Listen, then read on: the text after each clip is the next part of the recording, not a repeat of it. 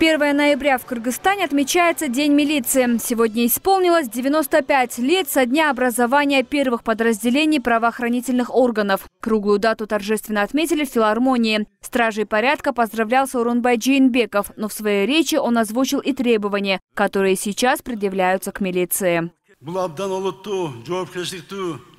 следующем году милиционерам выделят 516 новых квартир, улучшена материально-техническая база, а с 1 января 2020 года будет увеличена зарплата сотрудников органов внутренних дел. Вместе с этим мы требуем и ожидаем от вас эффективных результатов, направленных на обеспечение законности и устойчивости в стране. Несмотря на то, что вы ведете борьбу с организованной преступностью, эта угроза не снижается. Необходимо вести борьбу против организованной преступности системно и на постоянной основе. Надежный заслон к криминалитету, ликвидация организованной преступности должны стать приоритетными направлениями вашей работы.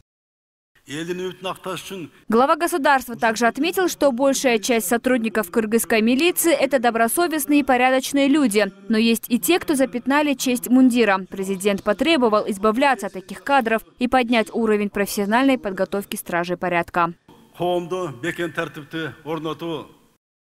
Главная задача милиции – укрепление в сознании каждого гражданина уверенности, что моя милиция меня бережет. Чтобы оправдать доверие и заслужить уважение народа, вам следует постоянно повышать профессионализм, а также ликвидировать коррупцию в своих рядах. Я требую от Министерства внутренних дел вести оперативную работу по кардинальному улучшению качества кадров.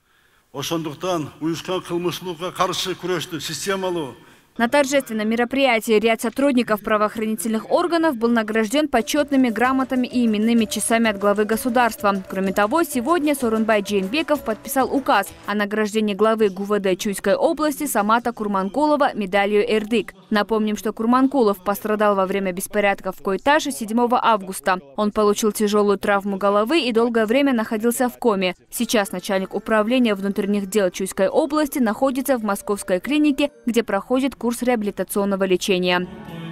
Мерим Кубанычбек, Зыбек Туркалыков, Новости Ошпери.